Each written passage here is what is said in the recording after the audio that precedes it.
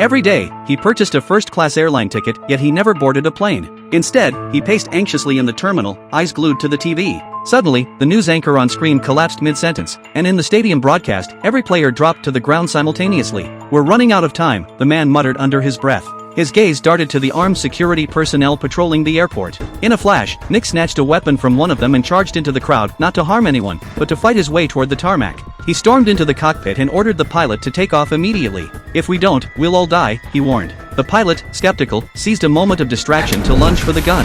A shot rang out. Passengers gasped as the cockpit door revealed the pilot clutching his bleeding hand, a bullet hole through his palm. Nick, desperate, repeated his demand. They had to depart before sunrise. But the pilot, now injured, insisted he couldn't fly solo. With no other choice, Nick rushed into the cabin, pleading for help. Silence. Just as hope faded, a woman named Carter raised her hand. She'd only flown helicopters, but with lives at stake, she'd try.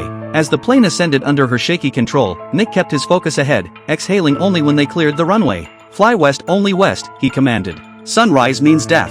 He revealed his rank as an army major who'd overheated a classified briefing. The sun had mutated. Any living thing touched by its rays would perish instantly. Survival hinged on outrunning daylight. The pilot dismissed it as insanity, but Nick, now in control, saw no need to argue. Their conversation, however, reached the ears of a bearded passenger. "What's this about the sun?" the man pressed. Nick brushed him off, but tension thickened.